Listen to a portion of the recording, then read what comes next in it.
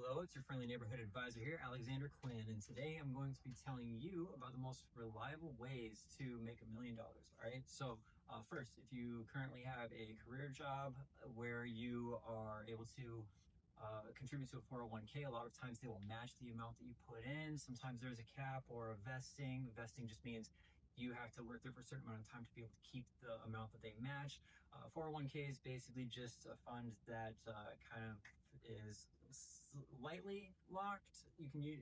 Oftentimes you can borrow against it, but it's basically some kind of stock fund, retirement fund, etc. That is based somewhat on stocks, etc.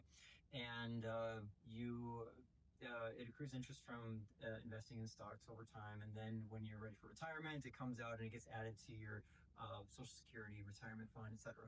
So for one, investing into that, if they double your money and then you're getting, if you're in a 401k or a Roth 401k, you get better tax benefits if it's an investment fund 401k rather than if it was just regular stocks on your own. So you get additional benefits there, and usually they're pretty nice about guiding people into choosing S&P 500s, basically portfolio stocks where you're investing into just kind of the whole board, like all stocks, basically a little bit of everything, so that you're pretty safe. If one area goes down, then the rest will still kind of be doing what they do, and also over time that usually rises back up, whatever it is, unless it's GameStop or oil. Actually, I think GameStop did make a little bit of a comeback, but we'll say Blockbuster, I guess, but not a big deal, and probably isn't even in the S&P 500 anyway.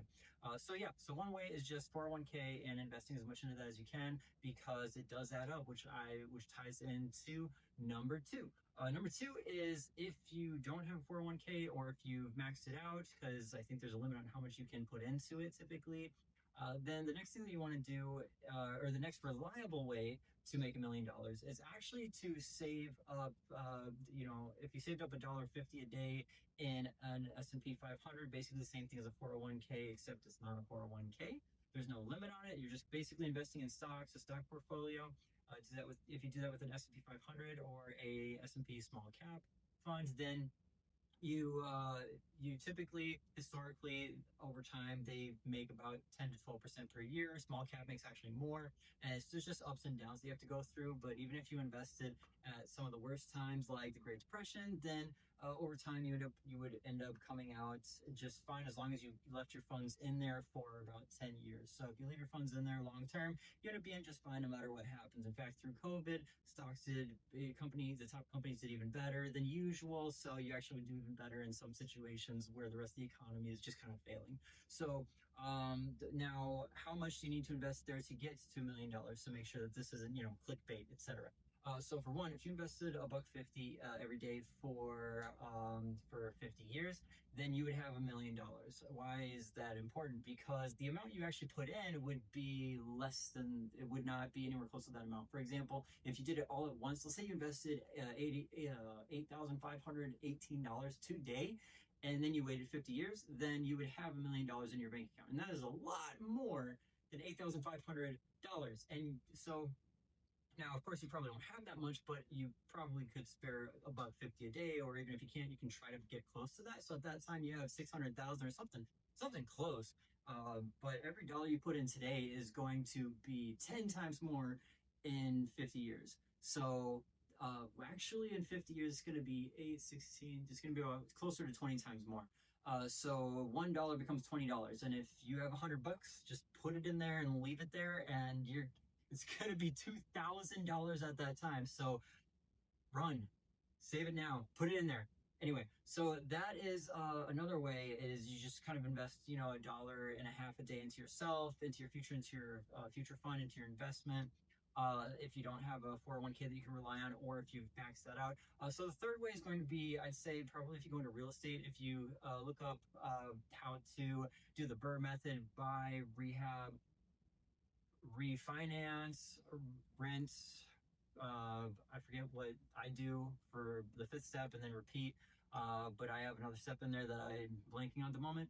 And so that also can get you $1 million if you got to make sure you're in the right neighborhood, and that you kind of do a little bit of your homework. They'll figure out what houses not to get. I think that's easiest, is instead of looking at what to do, look at what not to do. And that is going to be so much better because then it's going to be hard for you to fail. Even if you choose something that's a little subpar, you'll probably be fine. Real estate is usually pretty forgiving. Again, this does depend on your area, but for the most part, almost all areas are probably going to be uh, they're gonna pan out typically, because it's pretty much the more expensive things are. So if it's harder to buy things, then that means that the rent's up. That means it's a good time to be renting. And then if the prices are low, then it's a good time to be buying. So it's always either a good time to be buying, or a good time to be selling, or a good time to be renting. Like, there's always something that you should be doing, unless everyone's just kind of ditching town. But I'd say even if that's the case, unless it's a natural disaster, you probably want to buy everything up and wait for everybody to come back. And even then, you might want to do that, because then if you have all the land, then there's no competitors. So those are just that's just the way the real estate market works. Anyway, so real estate, how does this work? So you find a property, you figure out how much you can rent it for, or you figure out how much it will probably go for if it was in good condition. You figure out how much the estimates are going to be to fix it. You can bring general contractors with you to get quotes when you're checking out the property, or you check it out, you say, hey, this looks okay, you bring them with the next time, or you get a realtor who has a background with this type of stuff. They could do some of this themselves, they could do some investing, they could be an appraiser, or they could have used to, maybe they used to be an appraiser, picked up some tips. But find someone who's successful doing it, etc. They have multiple properties. Even if they're not successful, if they have multiple properties, they actually still will be able to give you a leg up, no matter what. Because just to have a few properties, they're probably doing okay, or they would be selling them most likely. That's not everybody, but if you're gonna be shooting in the dark, you can either shoot in the dark, not knowing what you're doing, or with someone who's done it before. So usually, even if someone's teaching you wrong, they're still going to be teaching you something, and you can usually figure out along the way like what works, what doesn't. And as you get more familiar, that also is going to just be a strong tool to use to have that experience knocked out of the way. And honestly, confidence is usually what stops us, not anything else. Even if you went in and did it poorly, you probably would do just fine compared to someone who just was the ace at it, or got really lucky, etc. Just as long as you don't do anything dumb. So look up what not to do, look up, make sure that you're doing your inspections, etc. Anyway, so pretty much how the cycle works is you can either do the rehab and refinance. So basically, if a property is, let's say it's like 50K under market value, and you do about $20,000 worth of work, you put in 20K, and now it's worth 50K more. Now, when you refinance, you can take out most of that 50K. You can take out about 80% of it. So you take out 40K. Well, you put 20K into it, you get 40K out. You just made 20K, and you still have the property. And yeah, there's a mortgage on it you have to pay, but if you rent it out, then the rent ends up covering the mortgage typically, and usually has a little extra on the side after that. And you can pay a management company to just handle it, and they'll just do it for you. So it's all passive. You don't have to, you just collect money. You don't have to worry about doing any work if you have a management company cover all of it. But just do your homework first. Make sure that the numbers add up. Don't worry about the small stuff. That's something else that people do. Is that when they go into it, they try to calculate all these numbers. Really, just take a look at the big things. What are the big expensive items? That gives you a good idea of how much the property's worth. You're not going to be off by like $1,000 if you just take a look at the big ticket items and you get a close enough guess, and you know how this works.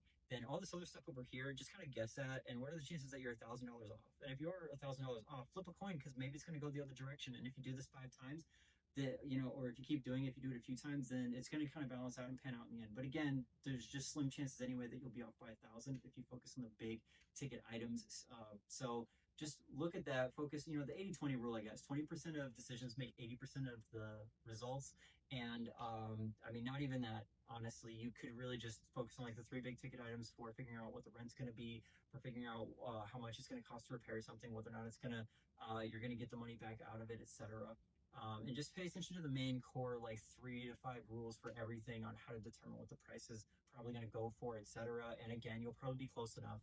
And again, if you're wrong, then you'll be wrong in random directions. So if you do that guessing with like 10 different things, then some of them might go one way, some might go the other, and who knows. But at the end of the day, it all works out.